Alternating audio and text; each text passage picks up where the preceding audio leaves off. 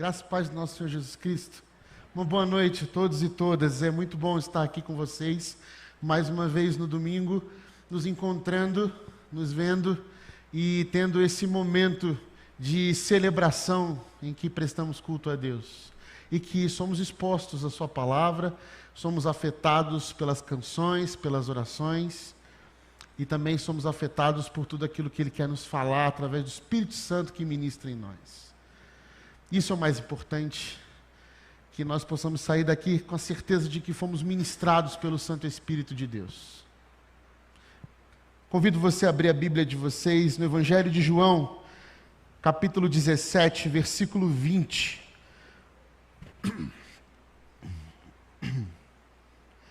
João 17, versículo 20.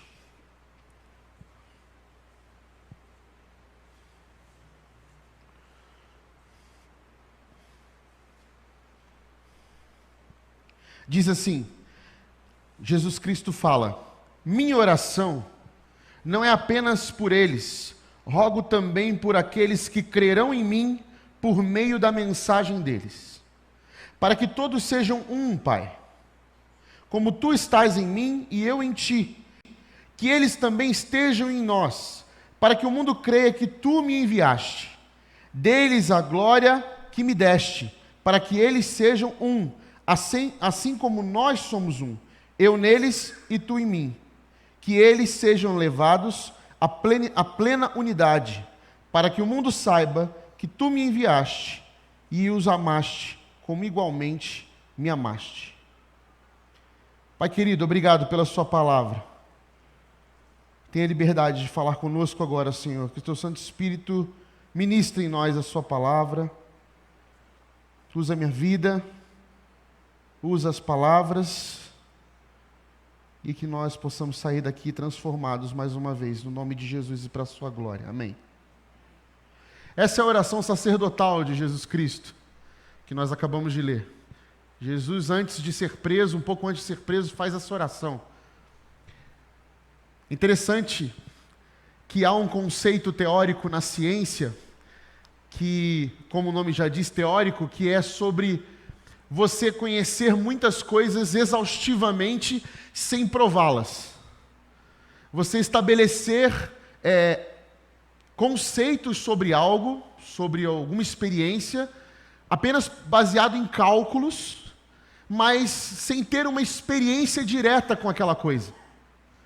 É possível, na metodologia científica, elaborar várias etapas antes de chegar à via de fato de experimentá-la e de ser afetado por aquilo. Na experiência humana, nós também vivemos algo parecido na teoria com várias coisas. É possível, por exemplo, saber que o Oceano Ártico é gelado sem mergulhar nele. É possível saber que o Sol queima sem precisar estar exposto a ele. É possível saber que realmente existe a floresta amazônica sem precisar estar nela, sentir o calor, a umidade, ou os mosquitos que lá tem, ou sem nunca ter pisado lá. É possível, inclusive, fazer um tour por ela. Graças à tecnologia, hoje, nós conseguimos ir ao deserto do Saara, ao Japão, visitar os museus na Europa e conhecer cada detalhe. E se a gente se quiser e se dedicar, a gente pode inclusive conhecer a fundo e profundamente algumas coisas sem precisar estar lá. Quem é bom de fazer roteiro de viagem, de turismo, geralmente faz detalhadamente algumas coisas e conhece até antes de estar lá. Eu viajava às vezes com um amigo meu que quando a gente chegava no lugar e descrevia tudo o que acontecia, eu falei assim: você já esteve aqui? Ele falou: não, eu estudei isso antes de vir. É possível, teoricamente, a gente ter profundo conhecimento de muitas coisas, sem prová-las, sem experimentá-las, sem ser afetado por aquilo e sem aquilo mudar a gente, sem aquilo trazer uma experiência para a gente. É possível saber, por exemplo, que no Saara, no deserto do Saara, há um calor muito grande e que à noite é um frio, porque nós estudamos, nós sabemos, nós entendemos, mas sem nunca um raio solar que caiu numa areia do deserto do Saara ter caído na nossa pele. É possível, é muito possível. E é possível também na experiência da espiritualidade, da religião, da crença. É possível você esgotar exaustivamente todos os conceitos e as ideias de uma religião. A nossa, por exemplo, Jesus Cristo. É possível conhecer Jesus em todos os seus âmbitos da teologia. Você fazer um estudo de cristologia na teologia sistemática, ou um estudo de Jesus Cristo na teologia bíblica, e se aprofundar na história, a partir dos grandes historiadores como Teócito ou Flávio Joséfo, ou pegar nos seus livros mais profundos e fazer uma montagem do personagem Jesus Cristo, o personagem histórico Jesus Cristo, e conhecê-lo, suas palavras, de cor inclusive, sem nunca ter tido uma experiência real com ele. É possível frequentar uma religião cristã como essa, por exemplo, uma denominação batista, conhecer seu estatuto, conhecer a Bíblia, ter lido ela 50 vezes, conhecer todas as ramificações da Convenção Batista Brasileira, conhecer seus líderes, participar dos seus congressos, participar de todas as assembleias da sua comunidade local, conhecer a fundo a história da sua igreja local, sem nunca ter tido uma experiência real com ela. Ou com o Deus a quem ela diz servir. É possível mergulhar na Bíblia e ter todo o conhecimento teológico de Deus possível, sem nunca ter tido uma relação direta, transformadora com o Deus a qual a Bíblia revela. É possível. É possível dizer que vai à igreja sem nunca ter sido igreja. É possível dizer que crer em Jesus e que é discípulo de Jesus, sem nunca ter vivido aquilo que Jesus mandou a gente fazer como discípulo de Jesus. E por que eu estou dizendo isso? Porque essa oração de Jesus, essa icônica oração de Jesus, é uma oração que ele faz. Jesus conversa com o Pai, no momento singular da sua história. E qual o momento singular da história? A crucificação, ele vai ser preso. Esse momento ímpar aqui de Jesus, ele se ajoelha e ora. E é descrito para nós exatamente as palavras. Meus irmãos, minhas irmãs, quem nunca queria estar nessa posição de ouvir Jesus falando com Deus? Pensa. Aí você pensou. Você falou, é mesmo. Pois é, por isso que os discípulos ouviram e registraram aqui. Porque eles também estavam curiosos. O que será que o Filho de Deus vai falar com o Pai? E eles registraram para nós. E olha que interessante, a sua oração, antes de ir para a sua maior missão, de se entregar no Calvário, é, Pai, que eles sejam um, como nós somos um. Que eles alcancem a plena unidade, a comunhão perfeita. O maior desejo de Jesus Cristo era que nós fôssemos um como Ele é com o Pai. E se a gente olhar o que é Jesus ser um com o Pai, nós vamos olhar para a criação. Porque quando Deus faz o homem, a sua imagem e semelhança, Ele faz com esse propósito. Eu vou criar o homem para ele ter essa comunhão que eu vivo.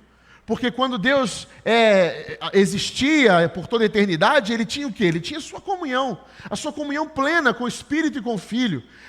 Eles eram um só, porque havia uma plenitude na unidade deles. E eles vão e criam o homem, essa imagem e semelhança, e criam a mulher, a imagem e semelhança, que tira, inclusive, a essência do próprio homem. Por quê? Eu não vou criar um bonequinho de argila, de terra aqui e outro aqui, não. A essência é o quê? Que eles sejam um, então tem que ser tudo de um só. Então que venha de um só, para que a humanidade entenda que é unidade plural, são muitos que são um só, porque essa é a essência de Deus. Então Deus cria a gente. Por que Ele cria nós, e não só o homem, e não só a mulher? Porque, vocês leram a Bíblia junto comigo, Gênesis capítulo 2, versículo 18, não é bom que o homem, que a humanidade esteja só. Veja, Deus olhou para toda a criação, e ao final de toda a criação, Deus disse o quê? Ficou bom. Deus, ele tem o seu método próprio de audição, né? A auditoria de Deus é Ele mesmo, Ele fala, ficou muito bom. Está aprovado. Mas quando Ele termina de fazer o homem, ele diz: humanidade. Não, humanidade. Não está bom isso. Não é bom que você fique só. E ele não está se referindo a relações amorosas, como nós conhecemos hoje, cônjuge. Ele está se referindo à solidão. A única... Não, você não pode ser um ser só, porque sendo um só, você não vai ter essa oportunidade de experimentar a comunhão com um seu, para você então manifestar a imagem e semelhança que nós queremos que você manifeste. Porque quando você manifestar isso, aí sim, nós estaremos cheios da glória de Deus aqui. Porque é quando vocês forem um, manifestando a presença divina, o DNA divino em vocês, é que nós teremos glória aqui. Não foi assim quando Jesus veio ao mundo? Paz na terra entre os homens, glória a Deus nas alturas. Não é essa a mensagem? Jesus veio restaurar uma unidade para que haja paz na terra entre os homens. E quando há paz entre nós, quando há comunhão entre nós, há glória a Deus nas alturas. Então, no início, quando não havia o pecado, a glória de Deus estava nessa comunhão entre o homem e a mulher, a humanidade, sendo a segunda unidade plural do universo. Deus, a primeira unidade plural do universo, que é um só, sendo muitos, e agora o homem, a humanidade, homem e mulher, sendo muitos, sendo dois, agora sendo um só. E essa é a ideia essa é a primícia que é quebrada no pecado, na queda. Agora vocês não são mais humanidade. Agora Deus não chama mais vocês de humanidade. Porque a palavra, antes do pecado, de Deus para o homem e para a mulher, era humanidade. Onde vocês estão? Humanidade, eu quero conversar com vocês. Humanidade, cadê vocês? O chamava como sendo um só. Mas após a queda, a mulher agora tem nome. E o homem agora tem nome. Adão e Eva. Aí vocês vão perguntar: nossa, eu não tinha reparado nisso. E provavelmente a gente não reparou também que a preocupação da serpente em tentar a humanidade não existia antes da mulher. Quando era só o homem, não há uma narrativa de que a serpente tentou o homem, porque não havia glória de Deus ainda manifestada na criação. Enquanto a comunhão plena de todas as coisas, a glória manifesta, e a serpente não podia permitir isso. E o que ela vai tentar o homem? Olha, vocês podem ser igual a Deus, ou seja, perder a sua identidade plural comunitária para desafiar aquele que tem comunhão plena conosco. Porque a desobediência levava ao rompimento de uma comunhão estabelecida com o homem e com Deus, e com o homem e com outro homem, com outra humanidade, homem e mulher. E aí a serpente então entra para quebrar isso, e quando o pecado entra, há um rompimento dessa relação. Não são mais um só. Porque agora o pecado vai fazê-los separar, competir. Homem contra mulher, irmão contra irmão, filho contra pai, pai contra filho. E a história então se desenrola até que Jesus vem como o próprio Deus para dizer: chega, agora acabou, eu vim restaurar aquilo que o pecado quebrou.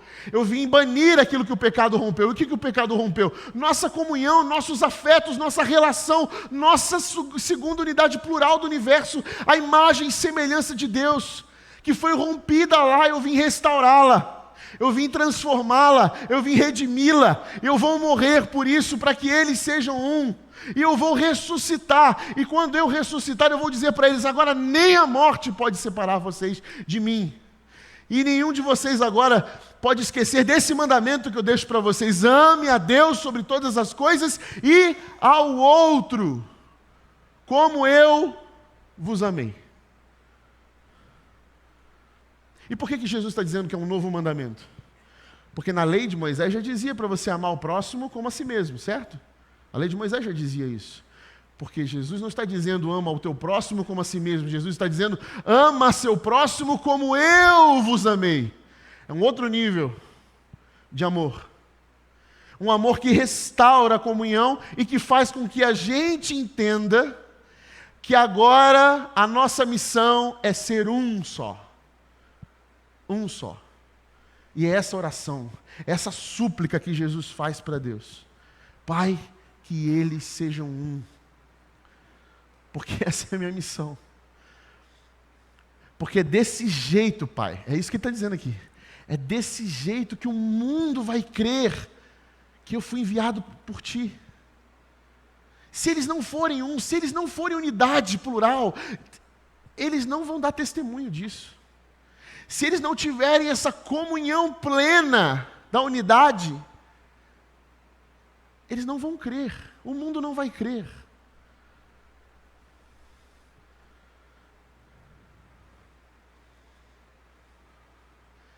E aí está o nosso maior problema. Ser um. É a comunhão. A comunhão. Porque a gente, como seguidor de Jesus, a gente tem que entender o quê? A gente tem que fazer o que Jesus está mandando a gente fazer.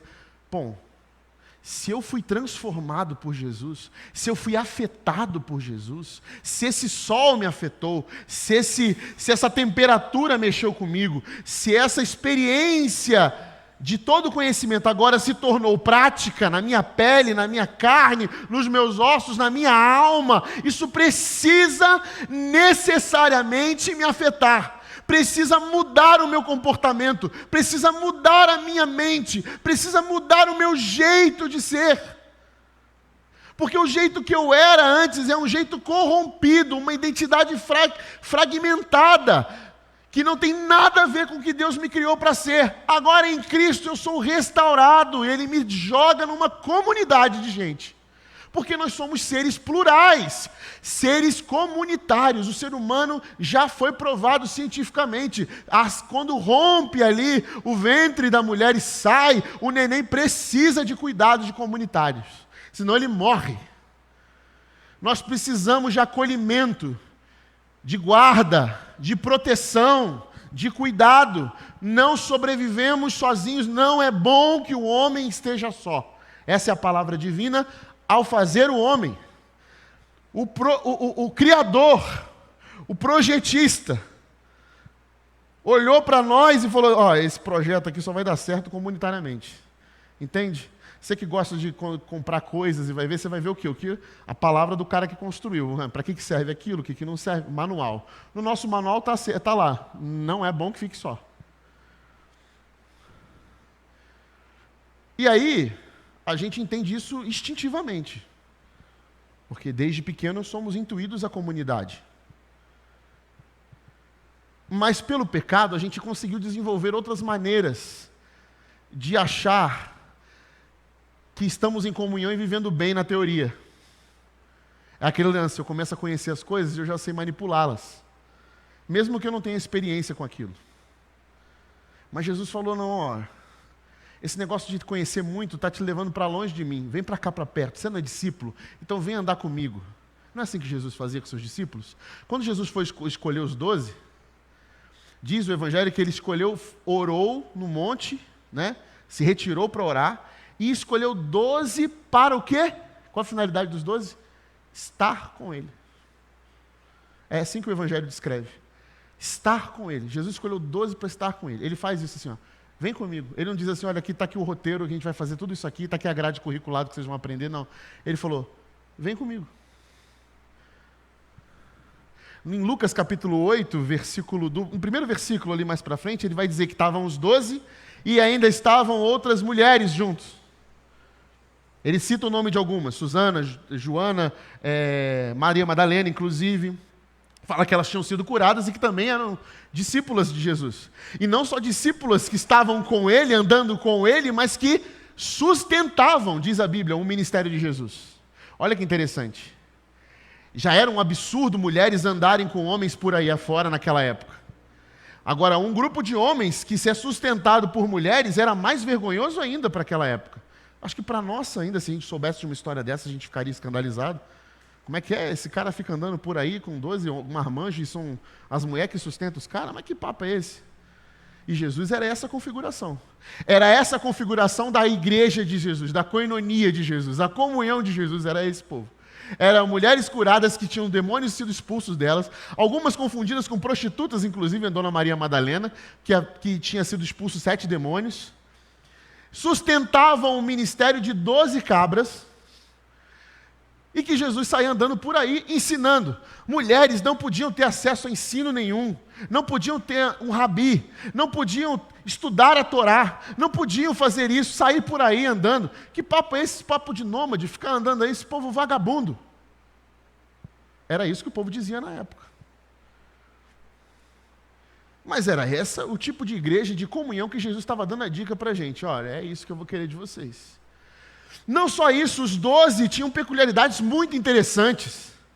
Um era zelote, gostava do movimento das armas. Vamos pegar as armas, vamos para a violência, porque a gente gosta de bater em romano. Porque Roma não vai escravizar a gente, não, nós não somos povo para se submeter a Roma.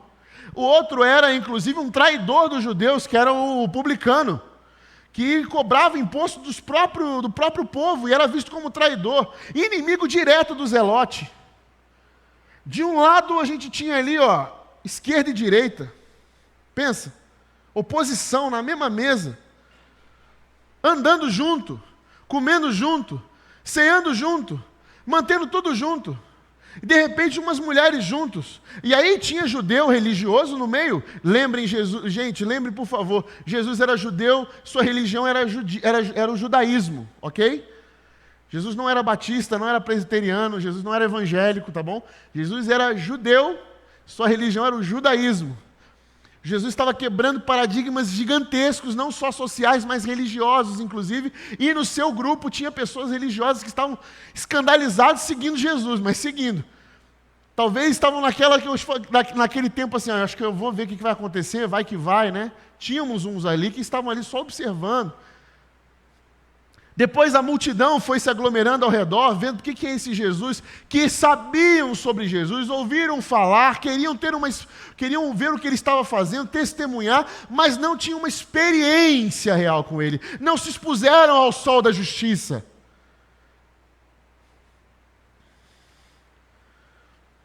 E quando Jesus convida a todos nós a essa comunhão, ele está dizendo, não é para vocês saberem o que eu orei e falei com o Papai do céu, é para vocês saberem que isso é o que vocês têm que fazer. Não é para vocês verem aqui a minha comunhão com pessoas diferentes na mesa e acharem bonito, olha como Jesus era. Porque tem gente que gosta das ideias de Jesus. Tem gente que tem uma afinidade legal com Jesus. Olha, eu gosto de Jesus, eu gosto das ideias esse cara é legal. Tinha várias pessoas assim na época, inclusive o jovem rico que chegou diante de Jesus e falou, eu gosto desse cara. Jesus, eu vou perguntar uns negócios para ele. Jesus, o que eu faço? Você quer ter uma experiência comigo? Então vende tudo o que você tem e me segue. Calma aí, meu irmão. Você sabe quanto eu tenho no banco? Para você falar que eu tenho que vender tudo que eu tenho? Há muitas reservas que nos impedem de dar passos para frente para tomar esse sol aí. Para ter uma experiência na pele. Para ser incomodado, a gente se segura bastante no banco da igreja. Aperte os cintos. Porque esse negócio de ter uma experiência com Jesus pode me levar a fazer coisas que esse mundo vai achar que eu sou louco. E é assim que Jesus avisa a gente, olha, é isso. E não é a sabedoria de Deus loucura para os homens. E não é quando você é fraco que você é forte. Não é que são os últimos que serão os primeiros. Não é que são aqueles que não querem governar, mas os que querem servir que serão felizes. Não são aqueles que choram os bem-aventurados. Não são os que têm sede e fome de justiça. Não são os primeiros, nem os campeões, nem os sadios, são os doentes.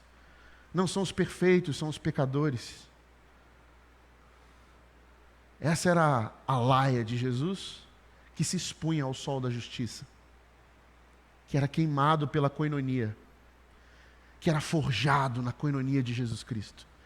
Discípulo de Jesus que é forjado no fogo da comunhão de Jesus, sabe o que é o chão da vida de Jesus Cristo de Nazaré, conhece o Mestre, olhou nos olhos dele e viu ele chamar o nome de cada um de nós.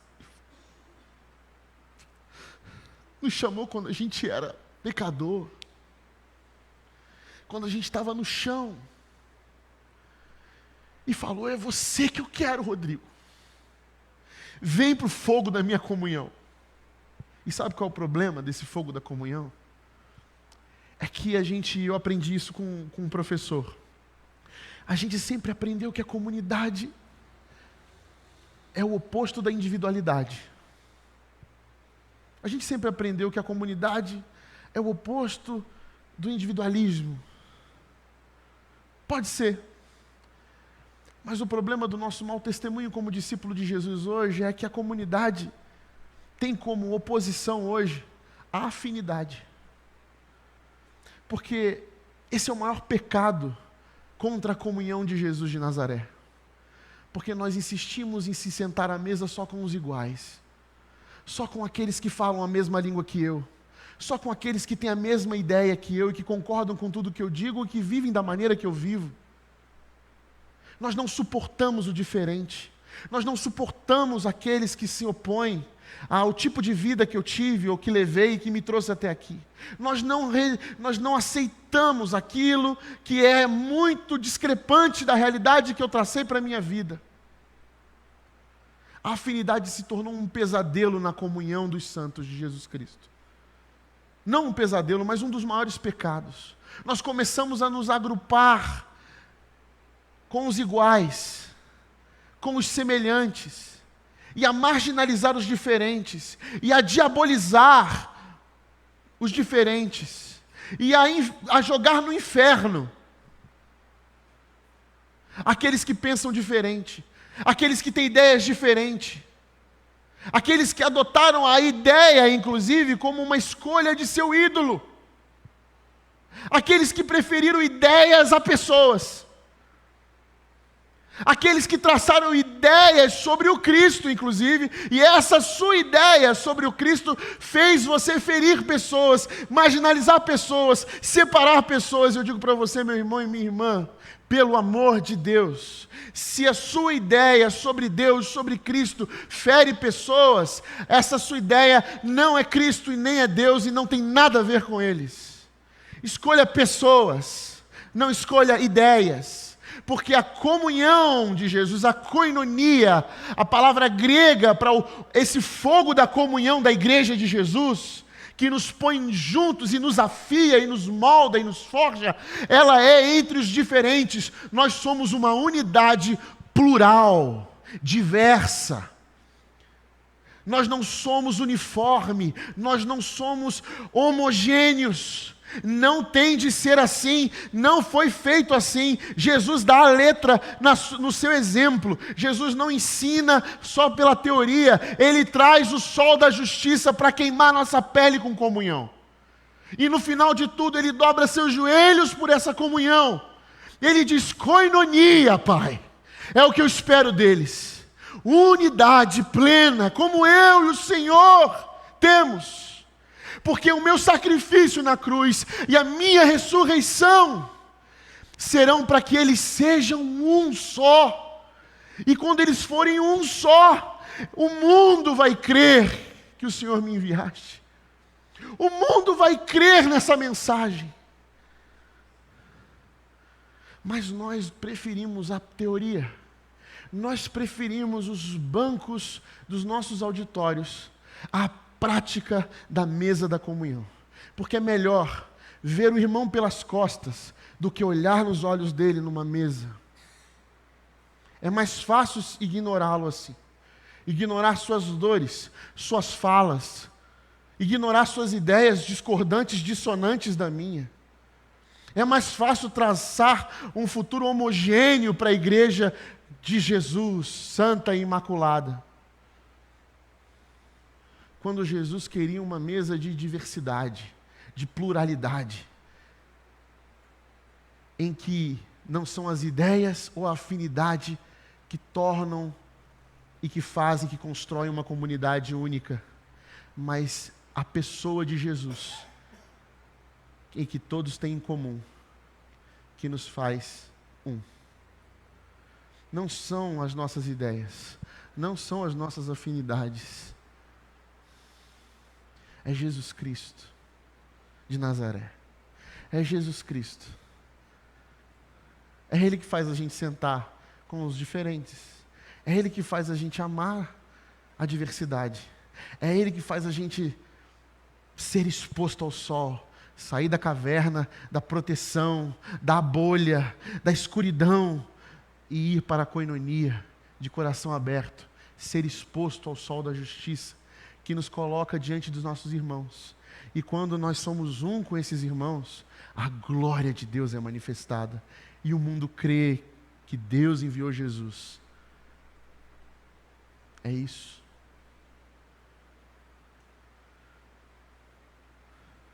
Eu e você temos muitas ideias sobre Deus e sobre Jesus. Não é pecado ter ideias, a gente pode tê-las. Mas a gente precisa decidir uma coisa. Eu quero me expor ao sol da justiça, é o que ele ensina de fato, ou eu quero só permanecer no campo das ideias? Porque se eu escolher permanecer no campo das ideias, eu preciso admitir para mim mesmo que eu não tenho uma relação com Jesus Cristo. Eu não sou um discípulo. Agora, se eu sou um discípulo de Jesus, eu fui chamado para estar com Ele. E quem está com Jesus, está com todo mundo. E esse todo mundo é um todo mundo que a gente provavelmente não vai gostar. E que provavelmente a gente não vai ter afinidade. E que provavelmente é muito diferente de mim e de você. E a glória de Deus está aí, nesse fato. Como pode esse bando de gente diferente caminhar de mãos dadas, se respeitar, cuidar uns dos outros, discordar e caminhar juntos, porque sabem que concordam com aquilo que é essencial? Jesus Cristo nos trouxe até aqui. Fomos resgatados pelo seu amor. E é só isso que importa. É só isso que importa. Depois que a gente comemora a Páscoa, depois que a gente celebra a ressurreição no nosso calendário litúrgico, parece que as coisas meio que somem do nosso radar, do nosso horizonte, do que continuou sendo a vida de Jesus.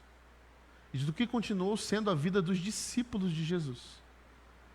Eu vou contar para você que, lá em Atos capítulo 4, no versículo 47, eles vão dizer: uma era somente o coração deles. Tinham tudo em comum. Não haviam necessitados entre eles. E dia após dia, proclamavam sobre a ressurreição de Jesus. Nós entendemos que Jesus está vivo. Nós entendemos muita coisa sobre Jesus. E do que nós entendemos, nós estamos vivendo. Meu convite para você, meu irmão e minha irmã, é: saiam para o sol. Mergulhem nesse oceano.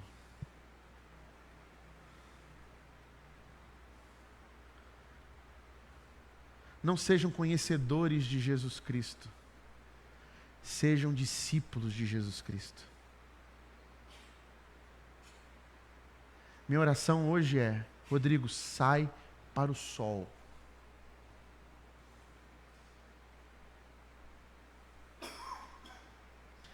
Pare de viver a teoria. Pare de querer só conhecer ou falar sobre. Exponha. Se permita. Abrace. Dê um passo para trás. Deixe o sol da justiça queimar a koinonia no seu coração. Pare de se esconder nas sombras de um vago conhecimento ou de uma ideia. Prefira pessoas, escolha a comunhão, escolha a mesa. Nós vivemos aqui talvez a mais intensa movimentação da nossa espiritualidade, que é vir no domingo à igreja, mas talvez a mais superficial. O que Jesus convida você é para você mergulhar.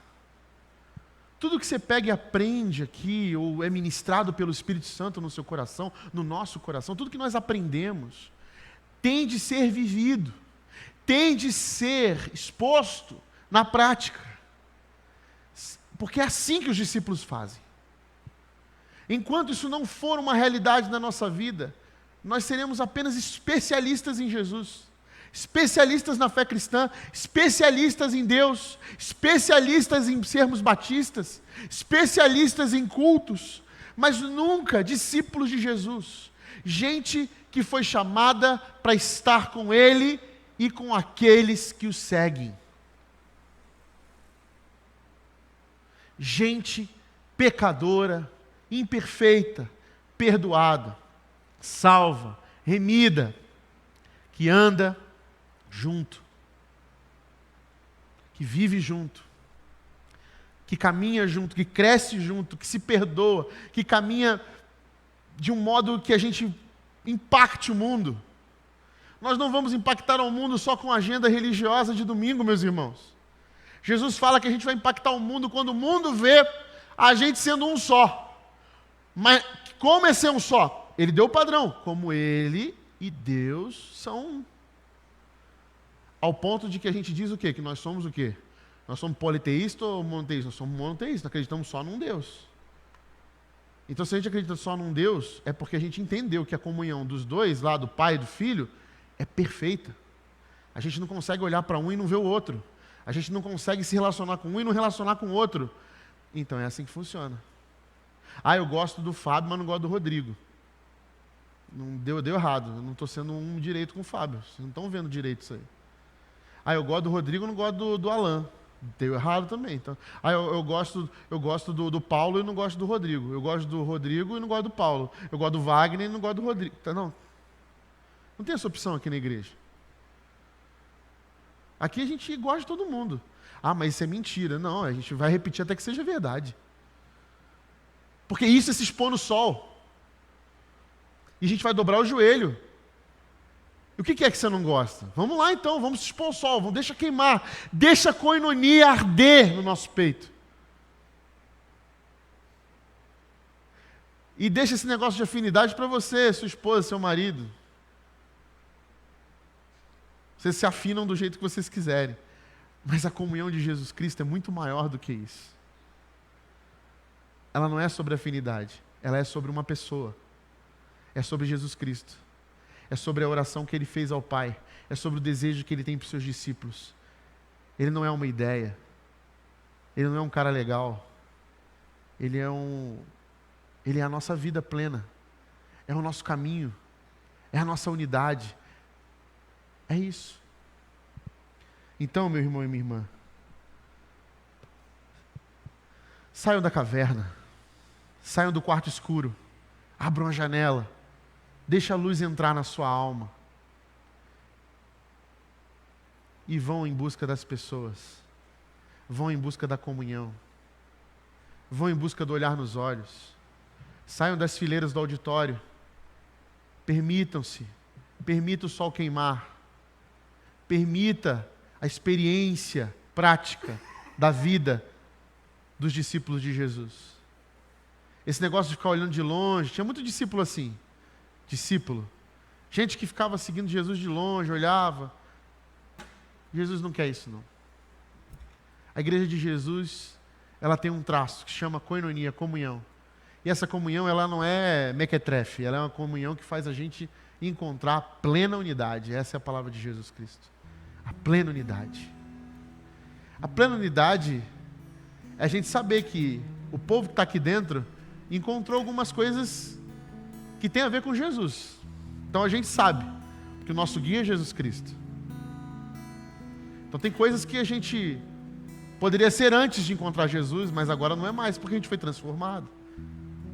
Então quem é discípulo de Jesus não é egoísta. Não pode ser. Quem é discípulo de Jesus não é preconceituoso, não é racista, não é violento. Não pode ser. Quem é discípulo de Jesus não é misógino, não é sexista, não é machista e não é grosseiro com aqueles que ama, é educado. Quem é discípulo de Jesus não é mesquinho, é generoso. Quem é discípulo de Jesus partilha, compartilha, caminha junto. Quem é discípulo de Jesus ama em todo tempo. O que quer dizer isso? É cheio de misericórdia. Está pronto para perdoar, está pronto para recomeçar. Discípulo de Jesus não é orgulhoso, não. É humilde, porque sabe que foi perdoado, sabe que foi resgatado, sabe o quanto foi transformado. Discípulo de Jesus não tem medo do sol, não tem medo de ser queimado por ele, não tem medo de ser afetado por ele. Sabe que a relação da igreja é uns com os outros, e que o norte do amor é Jesus. Ama o outro como Jesus me amou. Porque é assim que o mundo vai saber que a gente ama, como ele amou. Discípulo de Jesus assume a responsabilidade, pega para si. Ele não fica dizendo assim, fala a Deus, para falar com os outros. Ele fala, fala comigo, Deus. Muda o meu ser, muda a minha alma. Discípulo de Jesus gosta de uma boa mesa partilhada. Esse negócio de comer sozinho não é como um discípulo de Jesus, não. Talvez na rotina do dia a dia a gente faz uma hora ou outra, mas é ruim, incomoda. A gente gosta de sentar junto, é de olhar nos olhos. Discípulo de Jesus gosta de confessar pecado, porque sabe que o pecado não faz parte da sua rotina. Mas a gente peca, então a gente põe para fora. A gente tem amizade espiritual, a gente abraça, a gente chora, a gente é cuidado, a gente é transformado. A gente sabe que a dor do outro é a minha também, e a alegria do outro é a nossa. A gente celebra. Depois que a gente se encontra nesse caminho de Jesus, a gente vai em festa de formatura de gente que a gente nem conhece, e a gente celebra, porque é na mesma comunidade. A gente se alegra com o nascimento do filho de uma pessoa que eu conheci ontem. A gente bate palma para o cara que conseguiu emprego e você nunca tinha visto, mas a gente entrou na roda de oração.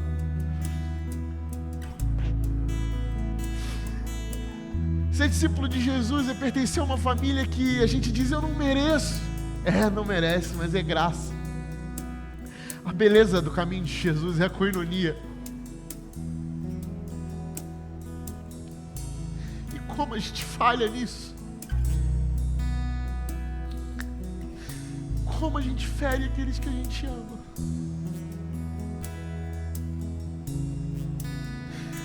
Perdão, Senhor. Perdão.